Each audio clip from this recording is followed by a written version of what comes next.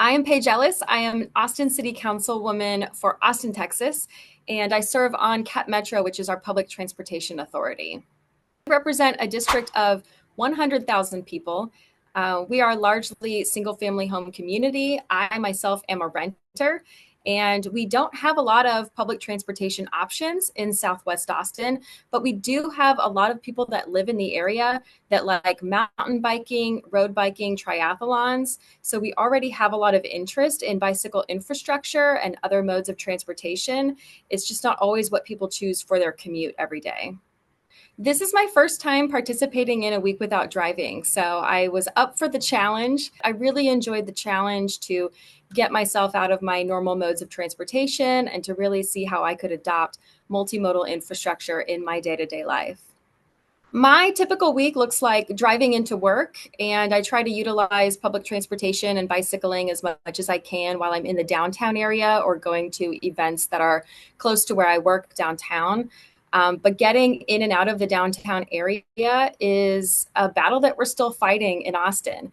We have some great infrastructure once you get into the network, but it's very hard if you're trying to get somewhere after hours that doesn't have great bus transportation service or bike lanes to be able to access the rest of the grid. Once you start that commute and you realize you can't make it the entire way, it gets very hard to even choose part of the option for part of the commute.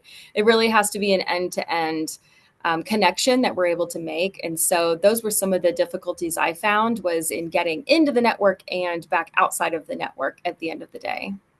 We're fortunate in Austin, Texas, to have people that have been doing this work for a very long time. There's some articles that are 10 or 15 years that predate my service to the city of Austin, where people were thinking about this for a very long time. And so we're lucky that we've made the changes that have been able to take place so far. But there's still more work to be done. That's part of the great challenge of building a true network is really trying to make sure you can access as many people as possible, and that as many people who want to try this mode of transportation have the opportunity to be able to utilize it and provide feedback in their experience about how we can make things better. So I'm fortunate that so much of the network has been built, but we have recently passed some bond dollars as early as 2020. I wrote a bond for $460 million of active transportation infrastructure, and voters overwhelmingly approved this. So we've had dollars to use over the past 4 or 5 years. But it's clear that there is a need for this. There is a desire for this. And so we're very excited that moving forward, we can say this was a huge success. It's been very popular. It has made our roads safer. And I'm hoping that we can leverage that support into future bonds to show the success of the programs. People really want to try new things.